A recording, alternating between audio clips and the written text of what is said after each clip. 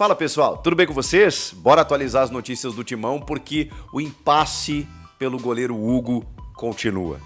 E o Timão vai ter que pagar a multa para que ele possa jogar no domingo. O Flamengo está fazendo um jogo duro daqueles.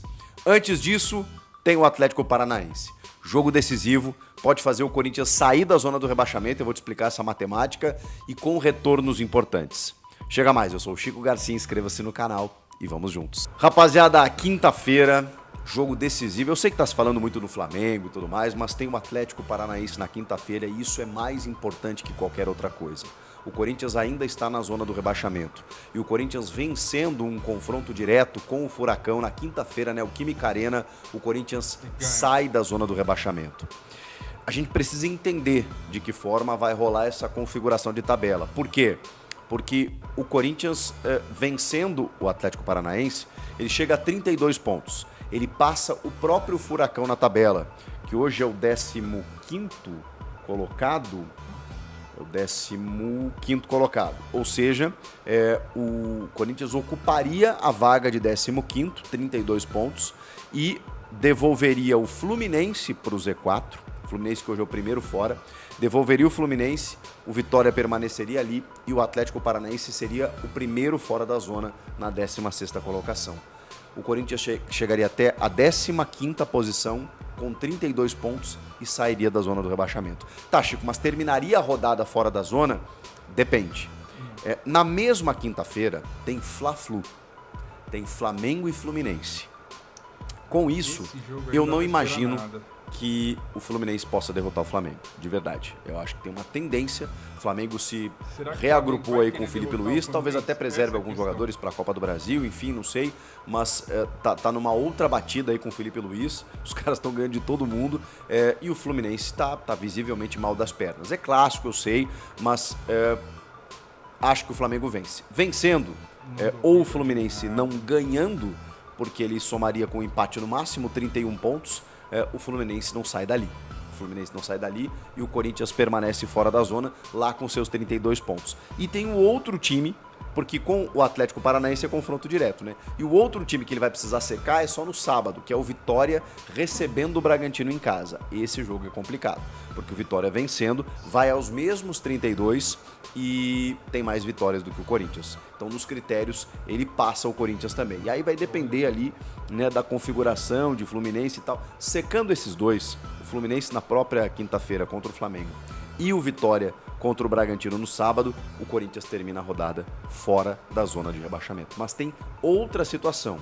O Atlético Paranaense, por exemplo, mesmo jogando contra o Corinthians na quinta, seguirá com 2 jogos a menos do que o Corinthians. Isso é um dificultador. Os caras estão tentando reagir lá com o Lúcio Gonçalves que chegou, o Paulo Tuori como diretor técnico. Tem 2 jogos a serem realizados. Então é uma possibilidade do Furacão reagir nas próximas rodadas. O Fluminense ainda vai ter um jogo a menos para disputar. E o Vitória não. O Vitória está no mesmo número de jogos do que o Corinthians. Então assim, mas um passo de cada vez. Vamos lá? Tem o Cuiabá depois fora, tem o derby contra o Palmeiras. O primeiro passo é vencer o Furacão na quinta-feira e sair da zona do rebaixamento. O restante, a outra configuração de tabela, a gente sabe que o Corinthians está melhorando, os jogadores contratados, né, estão performando cada vez mais, a tendência é que o Memphis possa jogar cada vez melhor nessa reta final. Então, primeiro passo, vencer o Furacão na quinta-feira. E para isso, vai contar o técnico Ramon Dias com alguns retornos importantes. Primeiro, de suspensão. Estamos falando de Romero, Fagner e André Ramalho. Jogadores que estavam suspensos e não puderam atuar na última partida diante do Internacional. Então, eles estão de volta. Cumpriram suspensão. O Fagner não vem jogando tão bem assim nos últimos jogos, mas talvez a gente tenha que entender que ele é o titular na opinião do Ramon Dias, pelo menos eu imagino dessa forma. Só que tem o jogo de domingo contra o Flamengo. Será que ele vai de Mateuzinho? Será que ele vai de Fagner na quinta e Mateuzinho no domingo? Será que ele alterna essa situação? Eu acho que tem uma dúvida colocada aí. O André Ramalho é titular. Ele deu uma queda técnica nos últimos jogos, mas eu ainda considero como um grande zagueiro e talvez até o melhor do elenco. E o Romero é o cara que já disse a todos, né, que ele nunca tá no time titular de ninguém, mas, cara, ele faz os golzinhos dele. Talvez ele seja o cara escalado para quinta-feira, por exemplo, não, acabei de lembrar. Memphis não joga a Copa do Brasil. Então, acho que ele vai de Memphis titular ao lado do Yuri na quinta-feira e o Romero ele deixa para domingo. Imagino que seja isso que possa acontecer. E aí a gente tem uma escalação aí com André e Kaká, né? Ou Gustavo Henrique, acho que o Kaká. Mateuzinho ou Fagner na direita com o Bidu na esquerda. Acho que o Bidu, né? Ou vai de Hugo para deixar o Bidu para domingo. Prioridade tem que ser quinta, gente. Eu sei que todo mundo quer ganhar do Flamengo e tem que ganhar do Flamengo e tá tudo certo para chegar à final da Copa do Brasil, é maravilhoso, mas a prioridade tem que ser na quinta-feira. Meio de campo ali com o José Martínez, que também é outro retorno, de volta da seleção venezuelana na data FIFA. Breno Bidon, André Carrilho e Rodrigo Garro, com 2 atacantes, Memphis e Yuri Alberto. Thales Magno está de volta, vai ser relacionado, imagino que não comece a partida, então é uma arma que o Corinthians tem no segundo tempo, até para ganhar alguns minutos. Alex Santana é outro jogador que está de volta depois de uma longa pausa, então não dá para imaginar ele titular, né? Provavelmente pode ser que ele ganhe alguns minutos, acho que até seria interessante isso, até para entender de que forma ele está e ser utilizado no domingo. São projeções, mas vejam que Ramon tem ótimas opções. E com esse time e esse elenco, não dá para ganhar do Furacão em casa? Dá, né? Não, tem que ganhar. Isso é extremamente necessário. Sobre o domingo, jogo contra o Flamengo. Mais um capítulo. O vice de futebol Marcos Braz deu uma entrevista e falou sobre o imbróglio relacionado ao Hugo, dizendo que se não comprar, se não pagar, não tem acordo. E o que está no acordo é que cada vez que ele jogar durante o período de empréstimo, o Corinthians tem que pagar R$500 mil. Então aquilo que eu imaginava e falava com vocês nos vídeos anteriores, de que o Flamengo, ele obviamente ele vai negociar o Hugo, né? Tá em contrato, tá previsto em contrato, tá tudo previsto em contrato. É natural que o Flamengo agora faça um charminho, dê uma cozinhada no Corinthians, por quê? Porque se eles resolverem até sábado, o Corinthians não tem que pagar R$500 mil. Se ele jogar no domingo e não tiver resolvido, o Corinthians vai ter que pagar esse valor, como já pagou R$1 milhão nos 2 confrontos que eles tiveram. Um pelo Brasileiro e outro pela Copa do Brasil.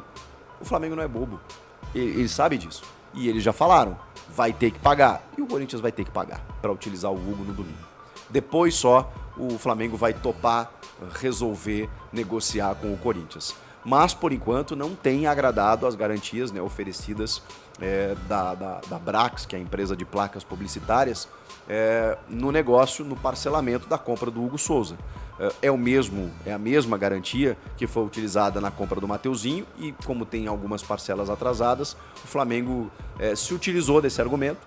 Se eles poderiam fazer isso ou não, o fato é que o Corinthians deu brecha, né? Ao não pagar uma parcela do Mateuzinho, deu brecha para que o vendedor do Hugo endurecesse agora nesse momento. Faz parte, né? O Corinthians também, obviamente, tem um fluxo de caixa complicado, tem muitas dívidas, então muitos compromissos ele não consegue arcar. E aí você tem consequências disso, né? O Flamengo tá na dele, é dono do jogador, tá tudo em contrato, que o Corinthians vai pagar, vai comprar de forma parcelada, tá. Mas falei pra vocês, o Flamengo é o dono e ele usa essa propriedade da maneira como ele bem entende, né? Então, o Flamengo tá na dele também e por isso que eu falei, né? Recentemente eu sei que é difícil, até pelo fluxo de caixa do clube, você ter o valor integral, mesmo ele não significando nada, né, em termos futebolísticos e pelo que vale o Hugo Souza hoje. Paga os 800 mil, na minha opinião, até à vista, mas claro, né, eu não tô dentro das finanças do clube para saber se isso é possível. Agora seria muito mais fácil, né? Você chega lá, deposita o dinheiro e pronto, acabou. O Hugo é goleiro do Corinthians e não tem que pagar multa nenhuma. Aparentemente o Corinthians não vai conseguir resolver isso até domingo, vai ter que pagar o Flamengo e só depois, ou com outra garantia, ou um pagamento à vista, ou o Flamengo aceitando essa garantia, esse modelo de negócio para adquirir o Hugo em definitivo. O Flamengo não quer o Hugo, mas sabe que o Hugo está bem avaliado, é valioso para o Corinthians. E aí, você sabe, né? Quando você quer vender muito uma coisa, quando você quer muito comprar uma coisa e essa pessoa não está muito afim de vender, lei da oferta e da demanda, né?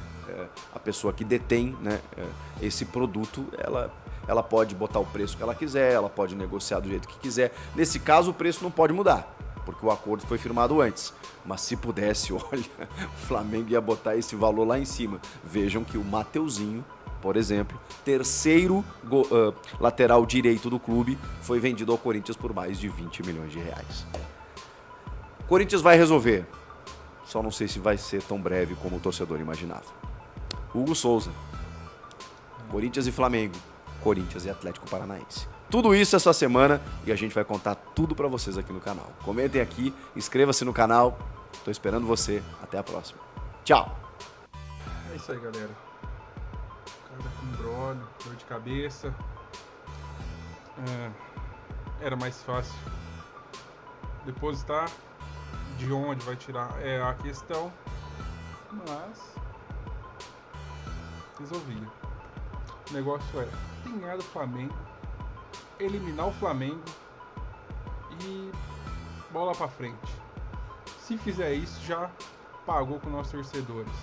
Porque o que o Flamengo tá fazendo, o que tá fazendo na mídia, que a CBF ajudou, que todo mundo tá ajudando, já vale, ó, só a classificação já paga isso. Não precisa nem ser campeão, só eliminar o Flamengo. Só eliminar, não quero mais nada. De resto, e aí, o que vocês acham? Concordam comigo? Só eliminar o Flamengo já é um grande passo? Se inscreve no canal aí, deixa o like, tamo junto, até o próximo vídeo.